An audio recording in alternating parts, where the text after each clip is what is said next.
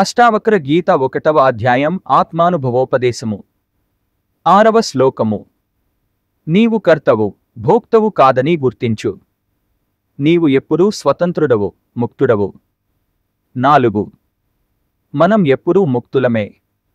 ఈ భాగం మనకు తెలిపే విషయం ఏమిటంటే మనం ఎప్పటికీ ముక్తులమే, అంటే ఆత్మ ఎప్పుడూ స్వతంత్రం, బంధానికి లోబడదు.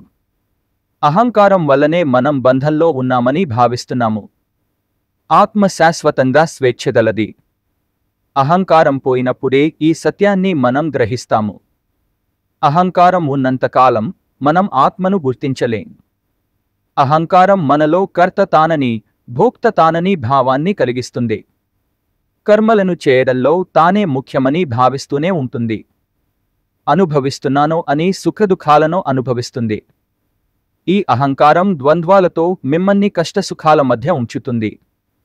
దీనివల్ల మానసికంగా మీరు శాంతిని కోల్పోతారు.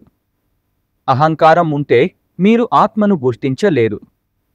కర్త, భోక్త అనేవి అహంకారపు మాయలు మాత్రమే. ఆత్మ స్వతంత్రమో, సాక్షిగా మాత్రమే ఉంటుంది.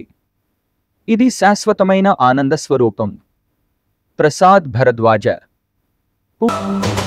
పూర్తి వివరణ వీడియో లింక్ బయోలో ఉంది. సబ్స్క్రైబ్ చైతన్య విజ్ఞానం ఛానల్, లైక్ చేయండి, షేర్ చేయండి. ప్రసాద్ భరద్వాజ.